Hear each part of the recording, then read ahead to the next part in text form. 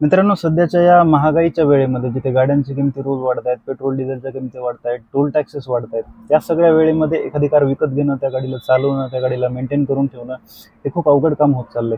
खासकर त्या लोकांसाठी ज्यांचा पगार थोडासा कमी आहे.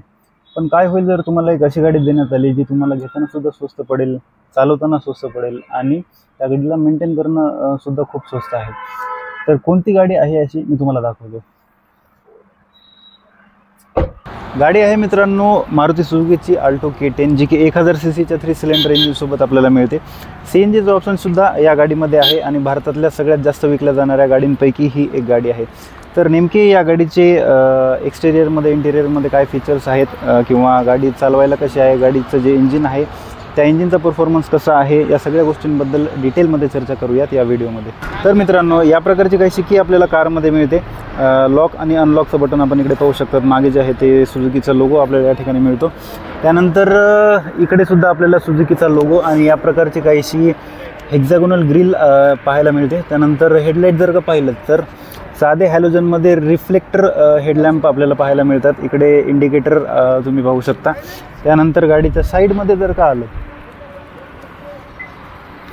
तर या प्रकारचं काहीसं जे साईडने गाडीचं लुक दिसतं. 145/80 R13 म्हणजे 13 इंचेसचे हे जे स्टील रिम्स आहेत ते आपल्याला इकडे मिळतात.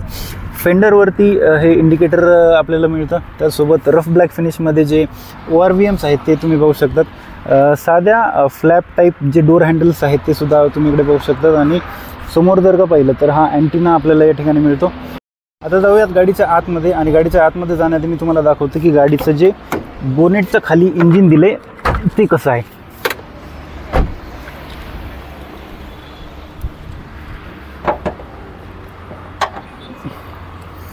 तर या प्रकारचं काहीसं जे 3 सिलेंडर 1000 सीसीचं पेट्रोल इंजिन आपल्याला दिले ते आहे. त्यानंतर असं काही बोनेटचा खालचा भाग आपल्याला पाहायला मिळतो. या प्रकारचं काहीसं जे फ्रंट डोअर आहे ते आपल्याला पाहायला मिळतं. इकडे छोटीशी स्टोरेज स्पेस आपल्याला मिळते. सिल्वर फिनिशमध्ये जे डोअर हँडल्स आहेत ते दिलेले आहेत. त्यानंतर 1 लिटरची बॉटल ठेवण्यासाठी इकडे जागा मिळते. त्यानंतर छोटी मोठी जागा इकडे सुद्धा या आपल्याला पाहायला मिळते. इकडे जर का पाहिलं तर ट्रॅक्शन कंट्रोलचं बटन तुम्हाला इकडे दिलं आहे. त्यानंतर जे हेडलाईट ॲडजस्टर आहे, हेडलाईट लेवलर ज्याला आपण म्हणतो, तर ते या ठिकाणी तुम्ही पाहू शकतात. तर मित्रांनो, या प्रकारचं काहीचं स्टेअरिंग व्हील आपल्याला पाहायला मिळतं. सुझुकीचा लोगो इकडे आहे. SRS एअरबॅगची बॅजिंग आहे. जे स्टेअरिंग माउंटेड कंट्रोल्स आहेत ते इकडे तुम्ही पाहू शकतात. जर तुम्हाला म्युझिक चेंज करायचं असेल किंवा म्यूट करायचं असेल, कॉल उचलायचा असेल, ठेवायचा असेल, त्याचे बटन्स तुम्ही इकडे पाहू शकतात. उजव्या साईडला पाहिलं तर हे इंडिकेटरचे आणि लाईटचे जे कंट्रोल्स आहेत ते दिलेले आहेत. आणि लेफ्ट साईडला जर का पाहिलं तर वायपर कंट्रोल्स आपल्याला मिळतात. या प्रकारचं काहीसं जे डिजिटल इन्स्ट्रुमेंट क्लस्टर आहे ते आपल्याला पाहायला मिळतं. इकडे तुम्ही स्पीड पाहू शकतात. त्यानंतर इकडे छोटी मोठी इन्फॉर्मेशन जसे की तुमची ट्रिप आहे, तुमचं मायलेज वगैरे त्या ठिकाणी तुम्ही पाहू शकतात. आणि छोटे मोठे जे अलार्म्स वगैरे आहेत ना, जसं की हे पार्किंग ब्रेकवाला आहे, सीट बेल्टवाला रिमाइंडर, या टाईपचे अलार्म्स या ठिकाणी तुम्ही पाहू शकतात. या प्रकारची काहीशी AC वेंट्सची डिझाईन दिली गेलेली आहे. आणि टचस्क्रीन इन्फोटेनमेंट सिस्टीम आपल्याला या ठिकाणी मिळते. जे विंडोचे कंट्रोल्स आहेत ते हे राईट साईड विंडो आणि हे लेफ्ट साईडच्या विंडोसाठी कंट्रोल तुम्हाला इकडे मिळतात. त्याखाली ACचे कंट्रोल्स आहेत, जे आतली हवा, बाहेरची हवा, या प्रकारचे कंट्रोल्स इकडे मिळतात. USB पोर्ट छोटंसं इकडे दिले.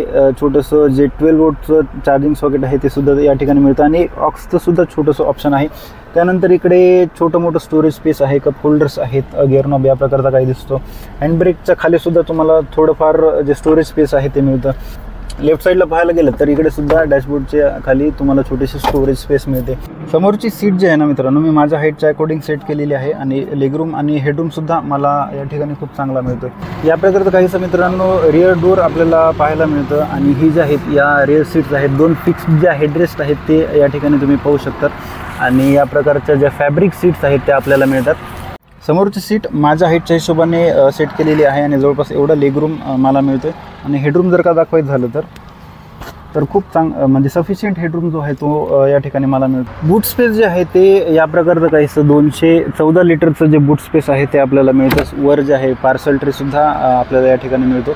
आणि स्पेस मॅनेजमेंट या गाडीमध्ये खूप चांगलं केलेलं आहे. कॅबिनमध्ये तर स्पेस मिळते, त्याचसोबत जो डिक्कीवाला स्पेस आहे तो सुद्धा आपल्याला खूप चांगला मिळतो.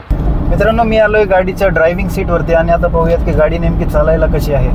तर इंजिनबद्दल सगळ्यात आधी सांगायचं झालं तर 1000 सीसीचं जे 3 सिलेंडर पेट्रोल इंजिन आहे ते या गाडीमध्ये आपल्याला मिळतं. यासोबत जो CNG वाला ऑप्शन आहे तो सुद्धा आपल्याला मिळतो. त्यानंतर मायलेजमध्ये जर सांगायचं झालं ना तर सगळ्यात स्ट्रॉंग पॉझिटिव्ह, तगडा पॉझिटिव्ह या गाडीचा आहे ते म्हणजे या गाडीचा मायलेज. पेट्रोलमध्ये ही गाडी तुम्हाला देते 24.39 किलोमीटर पर लिटर आणि CNGमध्ये म्हणाल तर 1 किलोमध्ये ही गाडी चालते 33.40 किलोमीटर. हायवेवरती ज्या वेळेला तुम्ही गाडी घेऊन येता ना त्यावेळेला गाडीचे सस्पेन्शन्स जे आहेत त्यांचं बिहेवियर खूप चांगलं आहे. हाय स्पीडमध्ये तुम्हाला हे सस्पेन्शन्स खूप चांगल्या प्रकारची जी स्टॅबिलिटी आहे ती प्रोव्हाइड करतात. सेफर स्पीडवरती तुम्ही गाडी चालवत असाल 80, 90, 100 इव्हन 110 पर्यंत जरी तुम्ही गाडी नेली त्यावेळेला सुद्धा तुम्हाला हे सस्पेन्शन्स खूप चांगली स्टॅबिलिटी देतील. रस्त्यावरचे जे इंड्युलेशन्स आहेत त्यावरती गाडी अनस्टेबल होत नाही हायर स्पीडवरती. मी घेऊन आलो आहे मित्रांनो गाडीला खराब रस्त्यांवरती आणि थोडेसे स्टिफर साईडला सस्पेन्शन्स असल्यामुळे मला असं वाटलं होतं की गाडी थोडीशी बाउन्सी असेल थोडीशी स्पीड गेन केल्यावरती, पण कुठलाही बाउन्सीनेस या सस्पेन्शनमध्ये मला दिसत नाही आहे. त्याचसोबत जे खड्ड्यांचं किंवा दगडांचं ॲब्झॉर्प्शन आहे ना ते खूप चांगलं हे सस्पेन्शन करते. कुठलीही अननेसेसरी जी मूवमेंट आहे ती या कारमध्ये दिसत नाही. आणि अजून एक सगळ्यात महत्त्वाची गोष्ट की 167 mm ग्राउंड क्लिअरन्स आपल्याला या कारमध्ये मिळतो, पण त्यालाच जी सोबत मिळते ते आहे गाडीच्या छोट्या व्हील बेसची 2380 mm व्हील बेस आपल्याला या कारमध्ये मिळतो. त्यामुळे काय होतं कुठल्याही खराब रस्त्यांवरून जाताना समोरचे टायर्स गेले की लगेचच मागचे टायर्स येतात, त्यामुळं गाडीला अंडरबॉडी हिट होण्याचे चान्सेस सुद्धा कमी आहेत. आणि गाडीचं जे वजन आहे ना ते कमी असल्या कारणानं काय होतं की जे छोटे मोठे असे काटेरी म्हणण्यापेक्षा जे शार्प दगड असतात ना ज्याच्यामुळे गाडी पंक्चर होऊ शकते तो जो प्रॉब्लेम आहे या कारमध्ये होणार नाही, कारण कमी वजनामुळे गाडी त्या दगडांवरनं ना अशी ग्लाईड करत जाते, तरंगत जाते एक प्रकारे आपण तसं म्हणू शकतो.